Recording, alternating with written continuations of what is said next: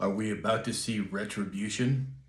Good morning, everyone. It's Tuesday, June 18th, 2024.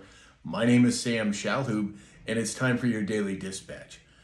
So first up, we have a situation where Senator Tom Cotton was on a CNN broadcast, and he discussed the double standard of the justice applied to the January 6th protesters, noting that some of those who were convicted of misdemeanors had pretrial incarceration that lasted longer than their sentences. More and more information coming out about it. President Trump apparently is going to pardon them as soon as he gets in office. Yesterday, the SEC's head of the Crypto Asset Enforcement Division resigned. There's a lot going on in that space, and I will certainly keep an eye on it. A South Jersey power broker, George Norcross III, and key figures in his Democratic political machine have been charged in a racketeering indictment, alleging that they used their influence over government entities to corruptly acquire lucrative waterfront real estate in Camden, according to certain sources. I'm sure that type of thing goes on over and over again, but the fact that it's being brought out even into mainstream is significant. Okay, so this next story, I have to be careful how I say things for obvious reasons. But the state of Kansas is suing a certain company, a drug company, that begins with the letter P and ends with the letter R and has a Z in it. I'm sure you know what I'm talking about. But they're suing them over misrepresentations and, quote, adverse events of the you-know-what. Is this going to be the first domino that falls when it comes to fraud and willfully and knowingly fraud? Well, it could very well be.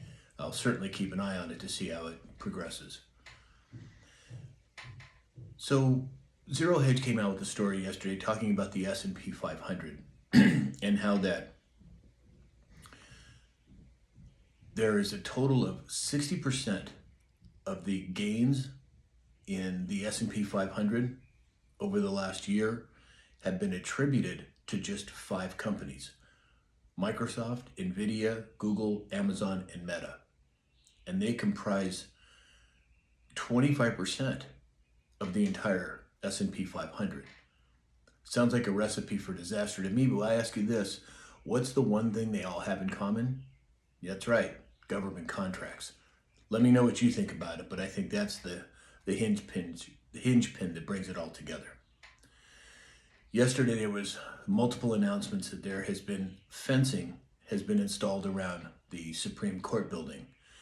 They believe, as we discussed yesterday, there are some heavy decisions coming down. It looks like either Thursday or Friday of this week, and now they're putting up some sort of fencing around it again. Well, something's up.